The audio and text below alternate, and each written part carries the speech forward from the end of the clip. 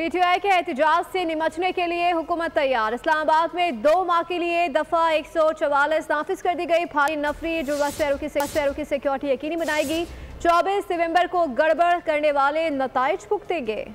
इस्लामाबाद में नक्शे अमन की इजाजत नहीं। 24 नवंबर के लिए सिक्योरिटी इदारे चौकस हैं। विफाकी दारुल हुकूमत समेत दीगर शहरों में अफगान महाजरीन कैंपों की जियो फेंसिंग का अमल शुरू कर दिया गया। वजारत दाखिला ने खबरदार किया है कि एहतजाज के दौरान शरपसंदी करने वाले तालिब इल्मों की तालीमी असनाद और दाखिले मनसूख किए जा सकते हैं। शरपसंदी करने वालों के खिलाफ सख्त कार्रवाई की जाएगी। मुलव्विस अफराद के पासपोर्ट, शनाख्ती कार्ड और मोबाइल सिम्स ब्लॉक की जा सकती हैं। इस मौके पर सरकारी और अहम इमारतों की सिक्योरिटी बढ़ा दी गई है। दहशतगर्दी के मुमकिन खतरात से निमटने के लिए मशकूक मकामात की निगरानी शुरू। 2 माह के लिए जुड़वा शहरों में दफा 144 नाफिज कर दी गई।